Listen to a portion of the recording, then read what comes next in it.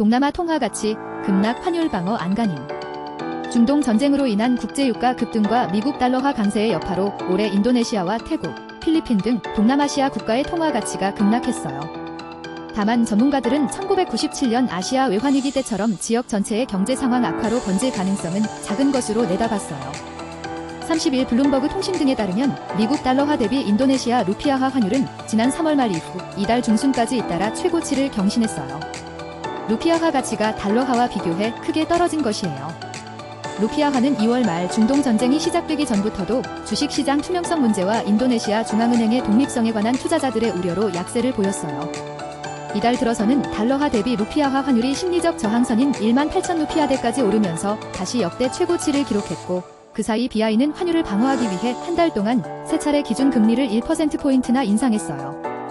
루피아화 가치는 중동 전쟁 장기화로 국제유가 급등세가 이어지면서 올해에만 8% 가까이 하락했고 6%가량 떨어진 인도 루피화를 제치고 아시아에서 가장 부진한 통화로 기록됐어요.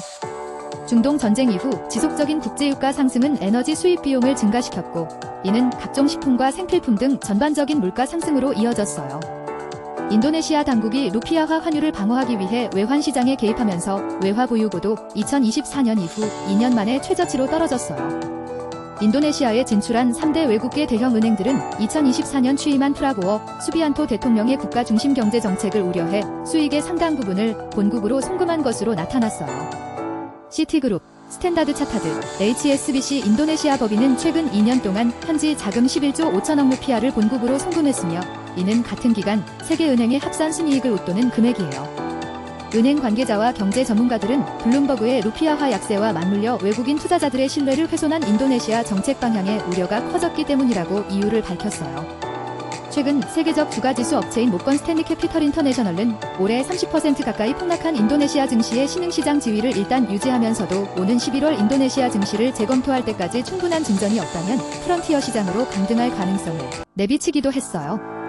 중동산 수입 에너지 의존도가 높은 태국의 바타와 필리핀의 페소화 가치도 올해 들어 상당한 내림세를 면치 못하고 있어요. 달러 대비 태국 바타 가치는 연초부터 이날까지 5.2% 떨어졌으며 필리핀 페소화 가치도 같은 기간 3.7% 내렸어요. 이들 국가도 중동 전쟁 이후 유가 급등에 따른 에너지 수입 비용 급증으로 경상수지 악화와 외화 유출 우려에 시달리고 있어요. 태국 대형 증권사 이노베스트X 증권은 최근 보고서에서 중동 지역의 긴장 고조로 안전자산인 달러화 수요가 늘어난대요. 고유가로 인해 태국 등 에너지 순수입국의 거시경제 안정성이 약화하고 있다고 지적했어요. 태국 중앙은행은 작년 159억 달러에 달한 경상수지 흑자가 올해는 에너지 수입 비용 급증 탓에 거의 0으로 줄어들 것으로 전망했어요. 일본 미쓰비시 UFJ 은행도 보고서에서 오는 10월께 미국 연방준비제도의 기준금리 인상이 예상되면서 필리핀 페소화가 약세를 보이고 있다고 전했어요. MUFG는 페소화 가치 하락은 구조적인 경상수지 적자와 외부 자금 조달에 대한 의존도를 반영하는 것이라면서, 게다가 필리핀이 지속적인 물가 상승 압력에 직면하면서 어려움이 커지고 있다고 관측했어요. 필리핀 중앙은행은 지난 4월 기준금리를 0.25% 올린 데 이어 이달 18일에도 재차 0.25%를 인상해 환율 방어를 하고 있어요. 다만 현재 국가별로 경제 상황이 달라 이번 동남아 통화 약세는 관리 가능한 국지적 스트레스로 볼 수 있으며 1997년 아시아 외환위기와 같은 상황으로 번질 가능성은 작다고 이노베스트X 증권은 전망했어요. 한 예로 태국의 경우 태국 증권거래소 지수는 올해 들어 약 26% 상승했고 외국인 투자 순유입액은 약 9억 달러를 기록했어요. 이는 인도네시아 증시가 올해 약 29% 하락하는 등 외국인 투자 유출이 두드러지는 상황과는 대조돼요.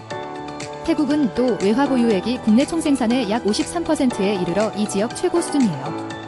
국제신용평가사 무디스는 이런 사정을 반영해 최근 인도네시아 국가신용등급 전망을 부정적으로 낮추면서도 태국 전망은 단정적으로 상향 조정했어요.